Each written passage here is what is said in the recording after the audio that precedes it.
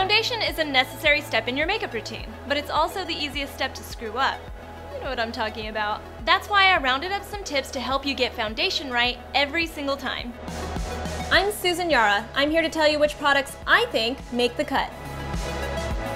Choose the right foundation for your skin type.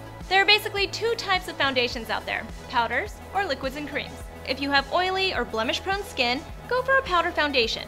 They're less likely to clog your pores, they help reduce shine, and give you a matte finish. If your skin is on the dry side, then your best bet is the liquid or cream foundation. They help your skin retain moisture and give you a more dewy finish. I happen to think they look more natural too.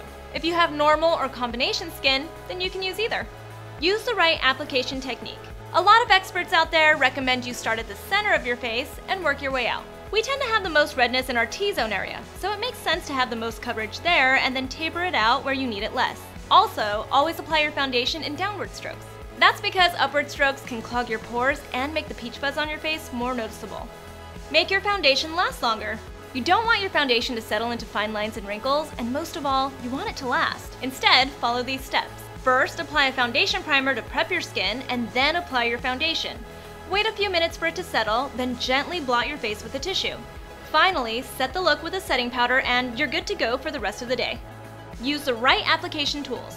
When you apply foundation, you have three options: your fingers, a sponge, or a brush. They each give you a different look, but if you want even coverage, a brush is best. Don't believe me? Let me demonstrate. The sponge soaks up more foundation than it actually applies, while the fingers apply too much product. The brush, on the other hand, gets it just right. But different brushes will give you a different effect. Choose a stippling brush if you want light coverage, a tightly packed buffing brush if you want medium coverage, and a flat foundation brush for heavy coverage. Don't forget to blend. Here's the most important tip. You don't want to have a foundation mask, so make sure you blend your foundation all the way down to your neck. Otherwise, it's too obvious you're wearing makeup. Find your perfect shade. Speaking of the dreaded foundation mask, another way to avoid it is to use the correct shade. A good way to do that is to test a few shades on your jawline because it's more accurate than testing it on your hand or arm. Apply a few shades that are a close match to your skin tone and choose the one that disappears most on your skin. You can double check this by looking at the swatches in natural light. Create a custom shade. If you find you're in between shades, then just mix them together for a custom blend. It's good to have two foundation colors anyway because we tend to get lighter in the winter and darker in the summer, obviously. If you mix the two shades together during those in-between phases, you'll always have the right shade. Going into summer, use more of the darker foundation. In the winter, use more of the lighter foundation. You'll never wear the wrong shade again.